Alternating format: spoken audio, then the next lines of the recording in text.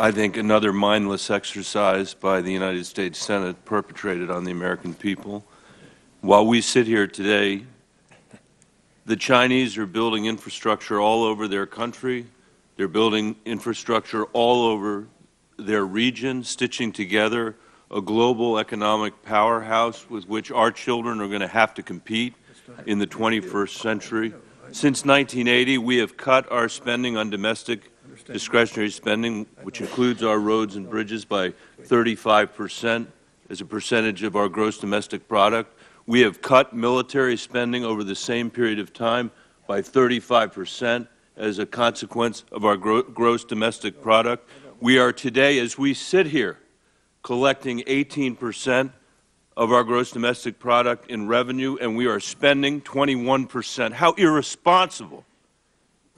And for my colleague yesterday to assert that I wasn't saying the same thing when President Obama was president was untrue.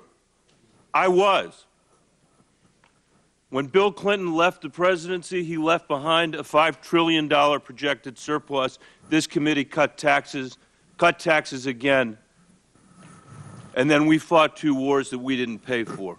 So we may have a passion, as Senator Scott said, for families in this country, but we don't seem to demonstrate one for the next generation of Americans. And we're not doing it with this bill, which will not allow us to make those investments in infrastructure which our country needs us to do to compete and to lift middle-class wages again in the United States of America. This bill gives up on our country. And we should be doing this in a bipartisan way so that we can make Medicare sustainable, so that we've got the revenue that we need to perform functions of our government, so that it's a balanced plan that makes sense. And this is an unbalanced plan which is senseless. We are giving our children the short end of the stick in 2 very profound ways. One is we're saying to them, you know what? We're not going to make the expenditures on you that our parents and grandparents made on us. We don't think you're worth what our parents and grandparents thought we were worth. And we're not going to charge ourselves the same thing that our parents and grandparents were willing to pay to give you that benefit. And just to make it even more profoundly unfair than that, we're going to say, we're not going to pay those bills. We're not going to pay that debt. You have to pay that debt. We're going to live in the house, but you have to pay the mortgage. That's what we're telling the next generation of Americans. And we're saying nothing in this bill to the 22% of American children in the 21st century who are living in poverty in the United States. We are silent about that.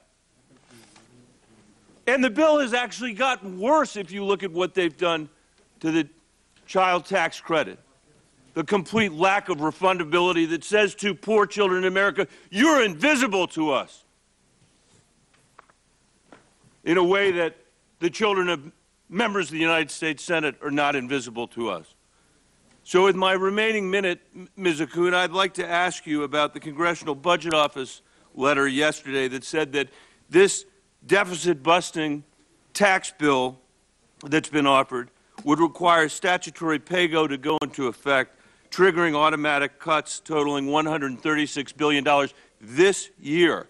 That includes an automatic cut to Medicare of about $25 billion. So, Ms. Acuna, will the revised mark undo the automatic Medicare cuts, yes or no? Senator Bennet, I'm happy to respond to tax policy questions with respect to the chairman's modified mark, tax policy questions.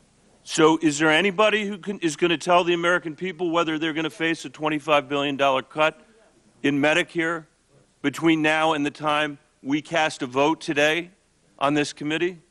Senator, there won't be any Medicare if we keep spending like you guys want to do. So let's get down to talking about the particular that's completely we're talking about. That's completely incorrect, Mr. Chairman. No, it isn't incorrect. I've sat here for 40 years, And I've watched my Democratic colleagues spend and spend and spend and spend without asking, where's the money going to Let me say again, Mr. Chairman. Don't give me that. Mr. Chairman. I've had enough of that for last me the rest of my life. Mr. Chairman, when Then President they blame us. When President Clinton left the White House, there was a $5 trillion projected Yeah, surplus. because it was the first Republican Congress in over 40 years. Well, there was good bipartisan work done there. Yeah, because when it was President the first Obama, Republican Congress in 40 years. When President Obama arrived, he inherited a $1.5 trillion deficit. When he left, that was $585 trillion. Yeah, guess who caused the spending? And now it is $666 billion, and we're about to blow a huge hole in it. And it's not Michael Bennet, the Democrat, saying that. It's the CBO that's saying that. It's all the independent analysis that's saying that. Thank you, Mr. Chairman. All right, Senator, I understand your position. And I appreciate your position. Senator Casey is next.